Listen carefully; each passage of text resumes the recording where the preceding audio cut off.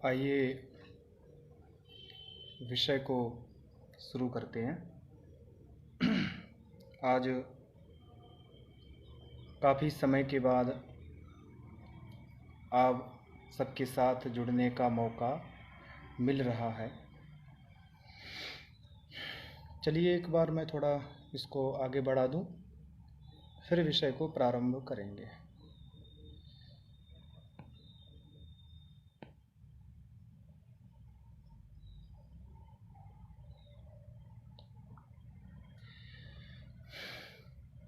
जैसा कि हम सभी जानते हैं कि आज जो है वो अंतर्राष्ट्रीय महिला दिवस है और इसको संयोग ही कहेंगे कि अंतर्राष्ट्रीय महिला दिवस के साथ साथ आज हम महर्षि दयानंद सरस्वती का जन्म दिवस भी मना रहे हैं। संयोग इसलिए कहना चाहता हूँ मैं क्योंकि स्वामी जी ने जिस अवस्था में आकर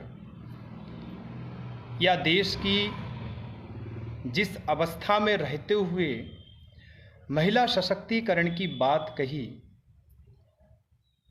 वो वास्तव में बहुत ही वंदनीय और शोभनीय है। लेकिन एक समस्या ये है कि महिला सशक्तिकरण जो है या अंतर्राष्ट्रीय महिला दिवस जो है, केवल उस दिन जाकर किसी वृद्धाश्रम में या अपनी माँ के साथ एक फोटो डाल देने से क्या वास्तव में महिला सशक्तिकरण हो जाएगा? क्या केवल उनके बारे में जो चर्चा है वो हमें एक दिन ही करनी है? उनका सम्मान हमें एक दिन ही करना है? क्या उसके बाद या उससे पहले ना उनकी चर्चा करनी है ना उनका सम्मान करना? ऐसा तो नहीं है। जिनका सम्मान, जिनका पूजन हमें रोज करना है, तो फिर एक दिन केवल उनके लिए, केवल महिला सशक्तिकरण के नाम पर हम कैसे दे सकते हैं? हम तो उन परंपराओं वाले लोग हैं जहां पर प्रति दिवस, प्रतिदिन, हर पल महिला सशक्तिकरण की बात कही जाती है और जो वास्तविक ठीक है। और ये महिला सशक्तिकरण हमारी और आपकी देन नहीं है। हमारी परंपराओं में अगर हम वैदिक कालीन परंपराओं की बात करें तो ऋग्वेद में 24 से ज़्यादा ऋषिकाओं की बात मिलती है। अर्थात जिस ऋग्वेद में 24 से ज़्यादा ऋषिकाएं रही हों, जिस देश में ऋषियों के साथ साथ ऋषिकाओं का भी बराबर योगदान हो संस्कृति को आगे बढ़ाने में, तो हम सोच सकते हैं कि वहाँ पर महिलाओं का, स्त्रियों का स्थान क्या रहा होगा। और छोड़िए, वेद ने यहाँ तक कह दिया है, स्त्री हा ब्रह्मा बभूविथ, अर्थात स्त्री हा निश्चय रूप से ब्रह्मा बभूविथ, ब्रह्मा है।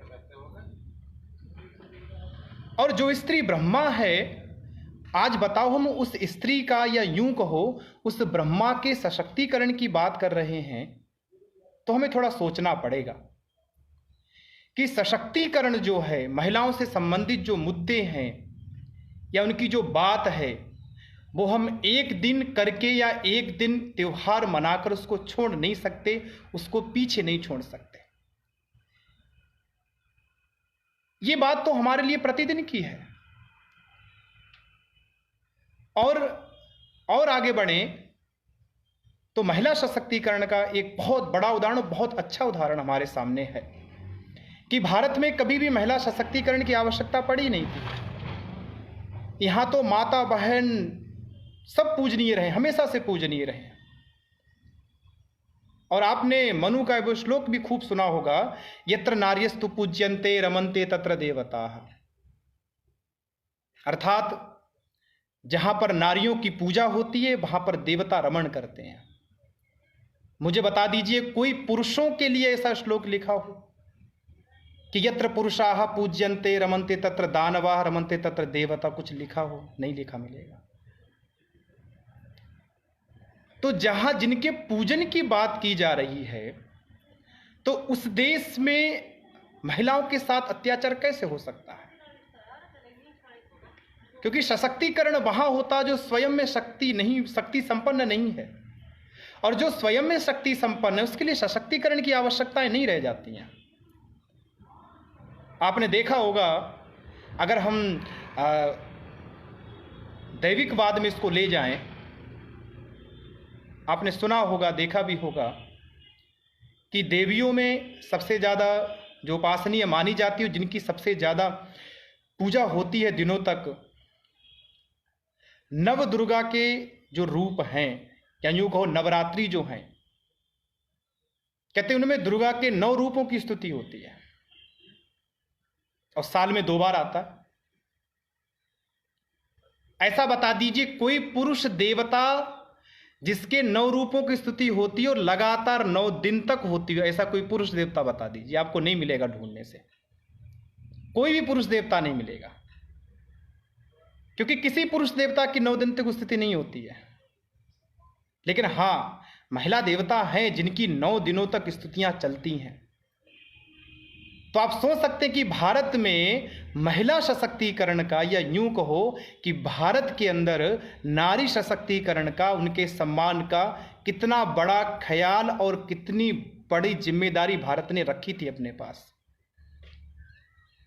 हमारे इस चीज की कभी आवश्यकता ही नहीं पड़ी। वेद कहता है मातृवान पितृवान आचार्यवान पुरुषो वेद, अर्थात माता वाला, पिता वाला, आचार्य वाला। तो यहां पर भी सबसे पहले शब्द जो आया वो मातृवाणी आया है, अर्थात माता वाला।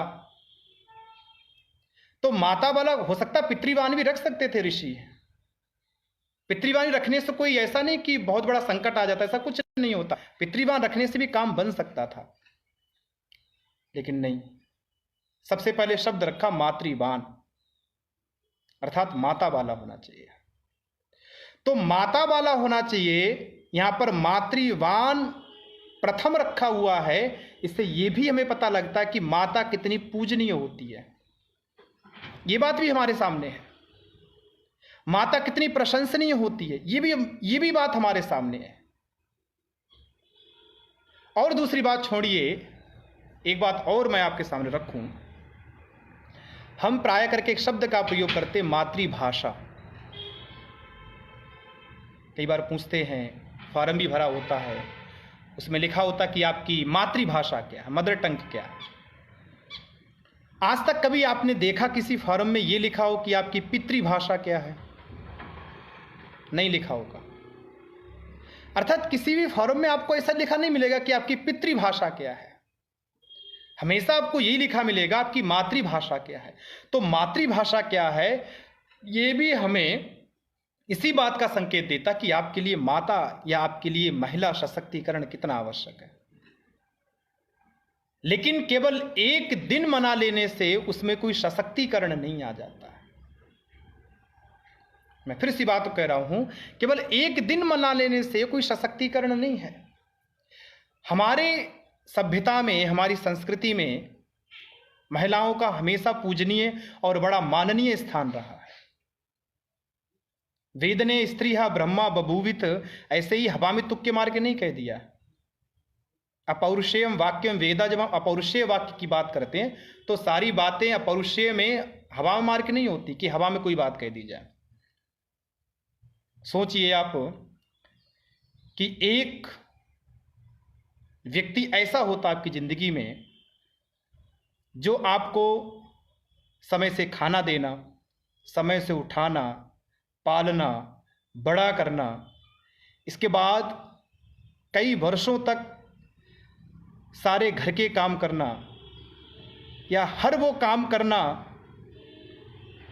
जो आपके लिए या आपके और दूसरों के लिए बहुत ज़्यादा हितकारी होता है। ऐसे कार्यों को वो रोज करता और फ्री में करता है, और फ्री में करने के बावजूद भी कभी ऐसा नहीं कहता कि आज मैं ये काम नहीं कर सकती, आज मेरे से काम नहीं होगा। आप एक नौकर को रख के देख लीजिए, वही काम, उतना ही काम, उसके जैसा ही काम क्या करेगा? नहीं करेगा। इसलिए सबसे पहले जो बात आती है वो माता की आती है। और बड़ी विडंबना की बात है कि जहां पर हमारे लिए माता और पिता सबसे बड़ा पूजनीय रहे हैं। आपने यक्ष युधिष्ठिर का संवाद तो अवश्य पढ़ा होगा। यक्ष ने भी तो ये प्रश्न किया था। अगर यक्ष के प्रश्नों पर हम थोड़ा सा विचार करें तो यक्ष भी तो हमें यही समझाना चाह रहा था। युधिष्ठिर से यक्ष ने यही तो पूछा था कि दुनिया में अगर सबसे भारी है तो क्या है। और सबसे भारी का अर्थ ये नहीं कि आप वजन तोलने लग जाओ। भारी का अर्थ होता है कि जो आपके हर एक व्यवहार को सहन करे लेकिन फिर भी आपको धारण किए रखे।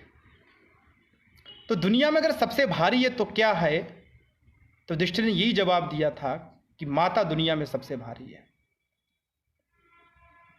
तो जो सबसे भारी है, आज हम उसके सशक्तिकरण की बात कर रहे हैं। अब विडंबना यह है कि फिर यह सशक्तिकरण आया कहां से। हमारे यहां तो हमेशा से सशक्तिकरण रहा है।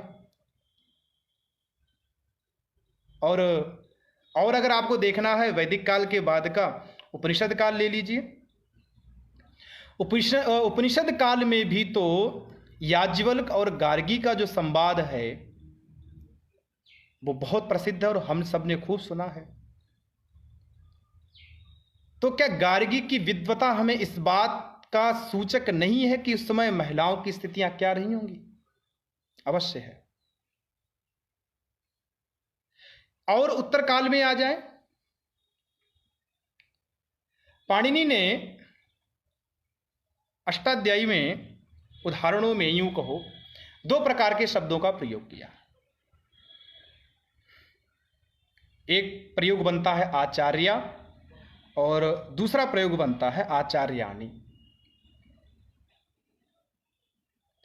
अर्थात जब स्वयं पढ़ी लिखी है स्त्री तब वो आचार्या है, और अगर पुरुष के संयोग से, पुंयोगादाख्यायाम, पुरुष के संयोग के कारण से है तो फिर वो आचार्याणी है। तो ये जो प्रयोग है ये भी हमें इस बात की ओर ही संकेत करते हैं कि भारत में जो स्थितियां थीं वो हमेशा समान रही हैं। कभी विषम स्थितियों की बात ही नहीं थी, यहां पर हमेशा समान रही है। और तो विषम स्थितियों की बात छोड़िए, यहां तक कह दिया है कि माता शत्रु पिता वैरी ये न बालो ना पाठिता। अर्थात ऐसे माता पिता अपनी संतानों के शत्रु होते हैं, वैरी होते हैं, जिन्होंने अपने बालकों को पढ़ाया नहीं होता है। अब पढ़ाया नहीं होता है तो इसका मतलब ये नहीं है कि केवल बालकों से ही लेना है। बालक अर्थ बालिका भी होता है। पाणिनि के कुमार श्रवणादिवि सूत्र के अंदर चर्चा है कि कुमार का श्रवणा के साथ समास कैसे हो सकता है। कुमार एक पुल्लिंग शब्द है, श्रवणा एक स्त्रीलिंग का शब्द है। उदाहरण देते हो कुमारी श्रवणा, तो वहां पर परिभाषा निकलती है कि प्रातिपदिक ग्रहण लिंग विशिष्टस्यापि ग्रहणम भवति। प्रातिपदिक के ग्रहण में लिंग विशिष्ट का भी ग्रहण कर लिया जाता है। तो ए न बालो ना पाठिता करते केवल इतना नहीं है कि इसने अपने बालक नहीं पढ़ाए, अर्थात बालिका भी नहीं पढ़ाई। सोचिए, उनके लिए दंड का तक का विधान है कि अगर वो अपने बच्चों को नहीं पढ़ाते तो उनको दंड दिया जाए। और ये राजव्यवस्था होनी चाहिए। स्वामी जी ने कहा राजव्यवस्था रहे इसको एक, वरना समस्या ये आ जाएगी कि पुत्र शब्द का जब निर्वचन किया जाता है तो पुंनाम नरकम तस्मात् त्रायते इति पुत्रः, जो नरक से बचा लेता वो पुत्र है। अब आक्षेप आ जाएगा कि पुत्र का अगर निर्वचन है तो पुत्री का निर्वचन क्या करोगे आप, क्योंकि पुत्री का निर्वचन तो यास्क ने दिया ही नहीं है। तो फिर क्या करें? तो वहां आपको ऊहा करनी पड़ेगी। रक्षा ऊहा आगम लघु असंदेह प्रयोजनानी, तो प्रयोजनम जो है तो ऊहा करनी पड़ेगी आपको कि जो काम पुत्र करता वही काम पुत्री भी करती है। इसीलिए दोनों का पढ़ाना, दोनों का सशक्तिकरण बहुत आवश्यक है, और ये हमेशा से बना रहा हमारे समाज में, ये बैलेंस रहा हमारे समाज में। लेकिन उत्तरवर्ती जो समाज हुआ, या यूं कहो जो मध्य का जो भारत था, या मध्यकालीन जो भारत था, सारी समस्याएं, सारी विडंबनाएं वहीं से प्रारंभ होती हैं, जब कुछ लोगों ने ये कहना शुरू कर दिया, स्त्री शूद्रो नाधीयताम, नारी नरकस्य द्वारम, और ढोल गवार शूद्र पशु नारी, ये सब ताड़न के अधिकारी, जब कुछ कुछ लोगों ने कहना प्रारंभ किया बाद में, और उनके कारण से धीरे धीरे समाज में सती प्रथा, बाल विवाह और भी सारी बहुत सारी कुप्रथाएं हमारे समाज में, स्त्री समाज को लेके प्रारंभ हो गई। लेकिन ये कुप्रथाएं जो थीं, विदेशी आक्रांताओं के भारत में प्रवेश करने के साथ साथ प्रारंभ हो चुकी थी, और उस समय इनके कारण थे। लेकिन कालांतर में लोगों ने ऋषि वाक्य मान के, ब्रह्म वाक्य मान के उन कुप्रथाओं को वैसे ही प्रारंभ रखा और चलाए रखा, ये गड़बड़ हो गया। इसलिए स्त्री शूद्रो नाधीयताम, स्त्री और शूद्र को पढ़ने का अधिकार नहीं है। नारी नरकस्य द्वारम, बहुत सारे वचन लोगों ने ऋषियों के नाम पर, दूसरे किन्हीं के नाम पर बोलने प्रारंभ कर दिए, पढ़ने का अधिकार वंचित कर दिया, अधिकार छीन लिए गए। बहुत सारी कथाएं आपको इस बारे में मालूम हैं, उस पर ज़्यादा विस्तार से जाने की भी आवश्यकता नहीं है। लेकिन स्वामी जी का जो काल है, जब स्वामी जी का प्रादुर्भाव होता है धरती पर, स्वामी जी के समय में भी ये सारी की सारी समस्याएं थी उस समय भी। लेकिन स्वामी जी ने उस समय जो महिला सशक्तिकरण के लिए जितना काम किया था, वो वास्तव में बहुत ही अद्भुत था। आप थोड़ा सा चिंतन कीजिए, सोचिए कि एक तरफ वो जकड़ा हुआ समाज है जो आज तक इस बात को स्वीकार ही नहीं करता था कि स्त्री को पढ़ने का अधिकार है, स्त्री को पढ़ना चाहिए, और शासक की जो व्यवस्था है, शासकीय व्यवस्था है, वो भी वैदेशिक है, विदेशियों के अधिकार में है, उनके आधार पर है। तो समझिए कि प्रशासन की तरफ से भी सहायता नहीं है, और समाज में जो तथाकथित वर्ग था वो भी सहायता करने को तैयार नहीं था। और ऐसे समय में सोचिए कि जब आप प्रतिदिन रोज अच्छा कार्य करें और 10 व्यक्ति अगर आपको गालियां दें, तो शायद 2 दिन में हम और आप छोड़ के भाग जाएंगे, और ये कहेंगे कि हमने कोई बीड़ा थोड़ी उठाया समाज सुधार का। लेकिन स्वामी जी ने ऐसी अवस्था में भी उस समय स्त्री शिक्षा की बात की। 1857 की क्रांति के बाद अंग्रेजों ने 3 विश्वविद्यालय खोले थे, बम्बई, कलकत्ता और मद्रास। लेकिन स्वामी जी उससे पहले ही पाठशालाएं प्रारंभ कर चुके थे स्त्री शिक्षा को लेकर। पंडिता रमाबाई इसका एक बहुत प्रत्यक्ष उदाहरण है हमारे सामने, कि उस समय स्वामी जी ये कहते कि स्त्री को शिक्षा देने का, स्त्री को शिक्षा पाने का और शिक्षित होने का अधिकार है, बराबर का अधिकार है। और उसके लिए उन्होंने वेद के प्रमाण दिए, उपनिषदों के प्रमाण दिए, और भी प्रमाण दिए। इदम मंत्रम स्त्री पठेत, ये मंत्र स्त्री पढ़े, इस प्रकार से स्रोत सूत्रों के प्रमाण दिए, बहुत सारे प्रमाण उन्होंने दिए। और ये भी कहा उस समय कि अगर पढ़ेगी नहीं, आप खुद सोचिए कि अगर आपकी माँ अनपढ़ हो, आजकल आपने देखा होगा कि आप जब अपने बच्चे को कॉन्वेंट स्कूल में ले जाते हो तो स्कूल वाले क्या कहते हैं कि आप भी पढ़े लिखे हो कि नहीं हो, क्योंकि अगर आप पढ़े लिखे नहीं होगे तो आप अपने बच्चे को कैसे हैंडल करोगे, उसका जो होमवर्क दिया जाएगा आप घर पे कैसे कराएंगे, आप तो जानते नहीं उस चीज़ को। इससे क्या होगा, इससे ये होगा कि आपका जो बालक है वो स्कूल में पीछे रह जाएगा। इसलिए आजकल बच्चे की शिक्षा के साथ साथ माता पिता की शिक्षा का भी आकलन किया जाता है कि माता पिता कितने शिक्षित हैं। तो जिस समाज में या जिस संस्कृति में हम रह के आए, जहाँ पर ये तक कह दिया कि जिन्होंने अपने बालकों को नहीं पढ़ाया है वो सबसे बड़े शत्रु हैं, क्या उस समय स्त्री शिक्षा की कोई महत्ता नहीं रही होगी? अवश्य रही होगी, जरूर रही होगी। वो हमसे कुछ गलतियां हुई कि हम उसको कुछ दूसरी दिशा में लेके चले गए। तो अब स्वामी जी ने जिस समय कार्य किया वो कार्य वास्तव में बड़ा संकट और विकट का था। आजकल जैसा फेसबुक लाइव तो होता नहीं था उस समय, आजकल जैसा इंटरनेट का जमाना तो था नहीं कि हम कुछ भी एक वाक्य लिख के डालेंगे, 10 लोग शेयर करेंगे, 5 लोग लाइक करेंगे और 10 लोग समर्थन करेंगे, ऐसा तो कुछ था नहीं उस समय। उस समय तो साक्षात विरोध था, साक्षात कथन था। लेकिन ऐसे समय में भी जब महिला सशक्तिकरण की बात आती है तो उस समय के महापुरुषों में या उस समय के समाज सुधारकों में स्वामी जी सबसे आगे हैं, क्योंकि उन्होंने केवल एक पक्ष को लेकर सुधार नहीं किया था। राजा राम मोहन राय ने मान ली सती प्रथा को लेकर अगर सुधार किया था तो उन्होंने बहुत सारे पक्ष लेके चले थे। सती प्रथा हो गई, बाल विवाह हो गया, बहु विवाह हो गया, विधवा विवाह हो गया, इस प्रकार के बहुत सारे। और सबसे बड़ी बात है कि पठन पाठन को लेके उनको अधिकार दिया, पढ़ाया, पाठशालाएं खोली, आगे बढ़ाया। इसलिए स्वामी जी ने उस समय स्त्री समाज के लिए, स्त्री शिक्षा के लिए, महिला सशक्तिकरण के लिए बहुत बड़ा कार्य आज से ये समझिए कि आप 150 साल पहले किया। धीरे धीरे करके वो कार्य आगे बढ़ा और आज हम सब इस बात को बड़े गौरवान्वित होकर समझते भी हैं और जानते भी हैं कि हर क्षेत्र में कि किस प्रकार से महिलाओं की भागीदारी बढ़ी है, आगे आई हैं। आप स्कूलों के रिजल्ट देख लीजिए, आप साइंटिस्ट डॉक्टर्स देख लीजिए, हर वह क्षेत्र जिसमें आगे आए हैं। अर्थात सपनों को उड़ान भरने के लिए आकाश मिला है, लेकिन आकाश मिलने के लिए जो आकाश की लड़ाई में मूल व्यक्ति था, जिसने आकाश दिलवाने के लिए सहायता की, उसको भी हमें नहीं भूलना चाहिए। और आज ये बड़ा ही संयोग का विषय कह लीजिए या संयोग कह लीजिए कि अंतर्राष्ट्रीय महिला दिवस और स्वामी जी की जो जयंती, ये दोनों एक साथ हैं। लेकिन हर साल महिला सशक्तिकरण की बात भी करते हैं और होती भी हैं और हम सब जानते भी हैं इस बात को। ऐसा नहीं कि हम सब जानते नहीं हैं, शायद मुझसे अच्छा प्रवचन आप दे देंगे, मुझसे अच्छा इस विषय पर आप बोल देंगे,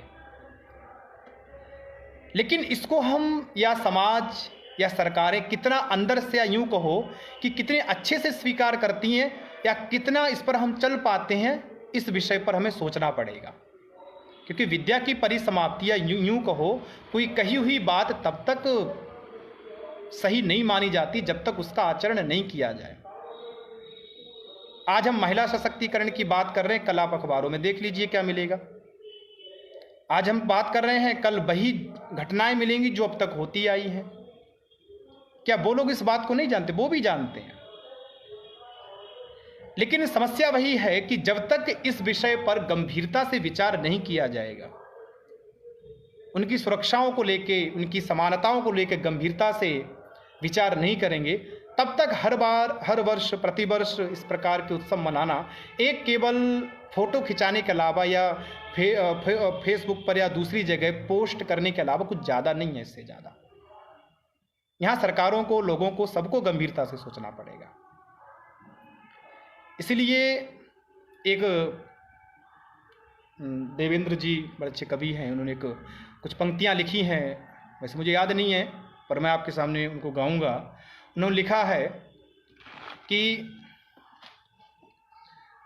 जब दहेज के दानव दुनिया से दूर भगा लेना, कि जब दहेज के दानव को दुनिया से दूर भगा लेना, बंधन से युक्त रिवाजों के पर्दे पे पर्दे लगा लेना, दुर्गा कहना पर्याप्त नहीं, मंदिर मंदिर में पूजित हो, भय मुक्त रहे भवतारिणी ये, मस्जिद में भी गुंजित हो, तब गली गली चौराहों पर इसका यशगान कराना तुम, फिर मैं भी ना रोकूंगा खूब महिला दिवस मनाना तुम।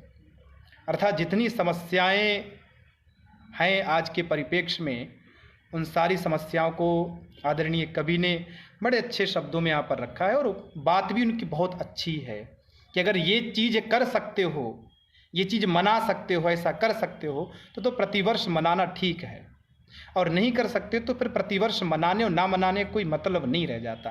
ये तो यूँ कहो कि जानकारी होने के बावजूद भी वही काम को करना। तो आप सभी को भी इस अंतर्राष्ट्रीय महिला दिवस की बहुत सारी शुभकामनाएं और स्वामी दयानंद सरस्वती की जयंती की भी आप सभी को बहुत सारी शुभकामनाएं, और जो आपने अपना समय दिया इसके लिए आपको बहुत धन्यवाद।